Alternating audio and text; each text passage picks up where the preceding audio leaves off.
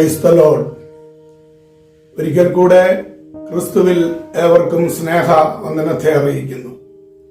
നാം ഈ ദിവസങ്ങളിൽ നമ്മുടെ ആത്മീയ ജീവിതത്തിന് തടസ്സമായ ഏതെല്ലാം വിഷയങ്ങൾ എന്നതിനെ കുറിച്ച് ചിന്തിക്കുകയാണല്ലോ. കഴിഞ്ഞ ദിവസം അനീതിയെക്കുറിച്ച് ചിന്തിപ്പാൻ ഇടയായി. വീണ്ടും അതിനെക്കുറിച്ച് അല്പമായി കൂടെ ചിന്തിക്കുമ്പോൾ യെശയ്യാ പ്രവചനം 33 അധ്യായത്തിന്റെ 15-16 വാക്യങ്ങൾ ഇപ്രകാരം പറയുന്നു: നീതിയായി നടന്ന് നേർപറകയും പീഡനത്താലുള്ള ആദായം വെറുക്കയും കൈക്കൂലി വാങ്ങാതെ കൈ കുടഞ്ഞു കളകയും രക്തപാതകത്തെ കുറിച്ച് കേൾക്കാതെ വണ്ണം ചെവി പൊത്തുകയും ദോഷത്തെ കണ്ട് രസിക്കാതെ വണ്ണം കണ്ണ് അടച്ചു കളകയും ചെയ്യുന്നവൻ, ഇങ്ങനെയുള്ളവൻ ഉയരത്തിൽ വസിക്കും. പാറക്കോട്ടകൾ അവന്റെ അഭയസ്ഥാനമായിരിക്കും. അവന്റെ അപ്പം അവന് കിട്ടും, അവന് വെള്ളം മുട്ടിപ്പോകയില്ല. ഈ ഭാഗങ്ങളിൽ നീതിയോടെ നടക്കുന്ന ജനത്തെ ദൈവം അനുഗ്രഹിക്കുന്ന അനുഭവങ്ങളാണല്ലോ അവിടെ പറഞ്ഞിരിക്കുന്നത്. വീണ്ടും അന്യായമായി സമ്പാദിക്കുന്നത് ഉപകാരമായി വരികയില്ല എന്നതാണ് നമുക്ക് മനസ്സിലാക്കുവാനായിട്ട് സാധിക്കുന്നത്. അനീതിയുടെ മാർഗത്തിലൂടെ നേടുന്ന സ്ഥാനങ്ങൾ, മാനങ്ങൾ, അവസരങ്ങൾ, പണം എന്നിവയേക്കാൾ ഏറ്റവും നല്ലതാണ് നീതിയുടെ വഴിയിലൂടെയുള്ള അല്പം എന്നത്. അധികാരമോഹം ശരിയായ അനുഗ്രഹത്തിനും സഭയുടെ വളർച്ചയ്ക്കും അത് വിലങ്ങുതടിയാണ്. ദൈവത്താൽ ആക്കി വയ്ക്കപ്പെടുന്ന നേതൃത്വവും മനുഷ്യരാൽ അനീതി കൊണ്ട് പിടിച്ചെടുക്കുന്ന നേതൃത്വവും ഇന്നത്തെ സഭാ സമൂഹങ്ങളിൽ ഉണ്ട് എന്നുള്ളത് ഒരു യാഥാർത്ഥ്യമാണ്. ഇപ്പോൾ നാം ഈ ദിവസങ്ങളിൽ ആ ഓണത്തിന്റെ ആ അനുഭവങ്ങൾ കാണുകയാണ്. പലരും വളരെ ഓണ തിരക്കിൽ സകലതും മറന്ന് ഉല്ലസിച്ച് ഒക്കെ നടക്കുന്ന ദിവസങ്ങളാണ്. എന്നാൽ അല്പം പുറകോട്ട് തിരിഞ്ഞു നോക്കുമ്പോൾ ആ വയനാട് സംഭവിച്ചതായ അനുഭവങ്ങൾ, ആ ചൂരൽമല, പുഞ്ചിരിമല, അവിടേക്ക് അനേകരുടെ പുഞ്ചിരിയെല്ലാം നഷ്ടപ്പെട്ട് കണ്ണീരിൻ അതേപോലെ അതേ അനുഭവങ്ങളിലൂടെ അനേകർ ഓടി നടക്കുന്ന ആ അനുഭവങ്ങൾ നമുക്ക് കാണുവാനായിട്ട് സാധിക്കും. അവരുടെ ഉറ്റവരും ഉടയവരും അനേകർ ഈ ലോകത്തിൽ നിന്ന് വേർപെട്ടു പോയിട്ടുണ്ട്. അവരെ കൂട്ടത്തോടെ സംസ്കരിച്ച അനുഭവങ്ങൾ, അവിടെ നട്ട ചില ചെടികളിലെ വാടിയ പുഷ്പങ്ങൾ, കരിഞ്ഞ പുഷ്പങ്ങൾ ഇന്ന് നമുക്കവിടെ കാണുവാനായിട്ട് കഴിയുകയാണ്.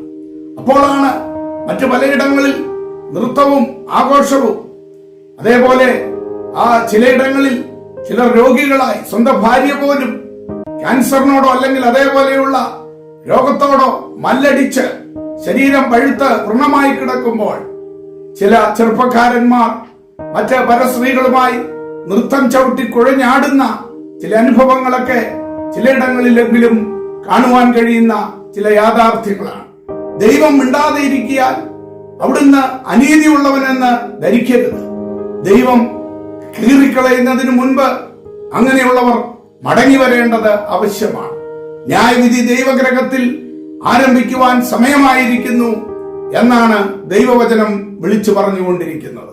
അതേ പ്രിയമുള്ളവരെ, ദൈവം നമുക്ക് നൽകിയിരിക്കുന്ന സമയം, പണം, ആരോഗ്യം, ഇതെല്ലാം യഥാർത്ഥമായി ദൈവം മുൻപാകെ നീതിയോടെ നിലനിർത്തിക്കൊണ്ട് സത്യസന്ധമായ ഒരു ജീവിതത്തിന് ഉടമകളായി മുൻപോട്ട് പോകുവാൻ നമുക്കിടയായി തീരട്ടെ. അങ്ങനെയെങ്കിൽ ആ നിത്യത നമുക്ക് അവകാശമാക്കുവാൻ ഇടയായി തീരും.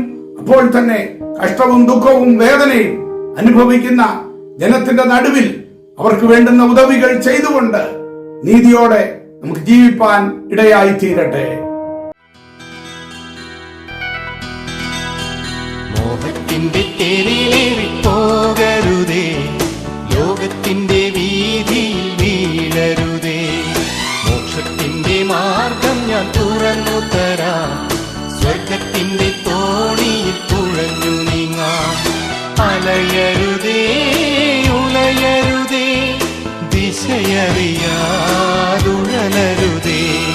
മോഹത്തിന്റെ തേരിലേറി പോകരുതേ, ലോകത്തിന്റെ വീതിയിൽ വീഴരുതേ. മോക്ഷത്തിന്റെ സ്വർഗത്തിന്റെ തോണിയിൽ തുഴഞ്ഞു നീങ്ങാം.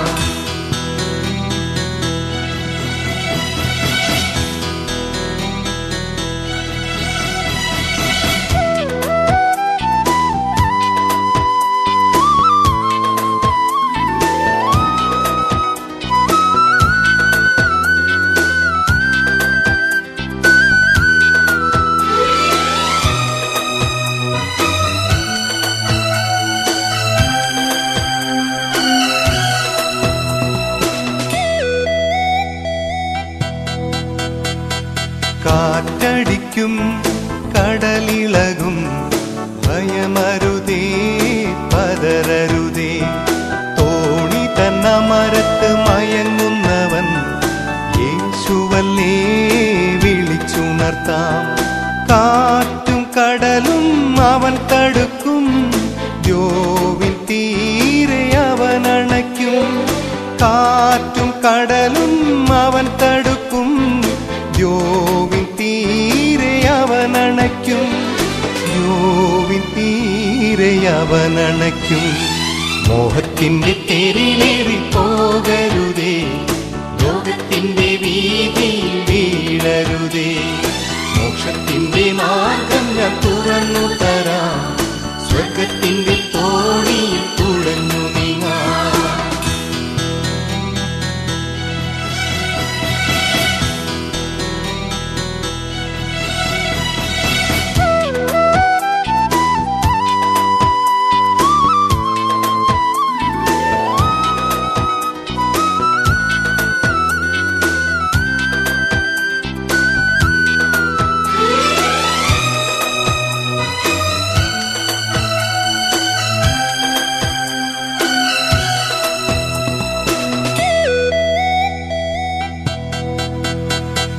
തിരയുയരും പടകുലയും അരുതരുതേ കരയരുതേ. ആഴി തൻ പരപ്പിൽ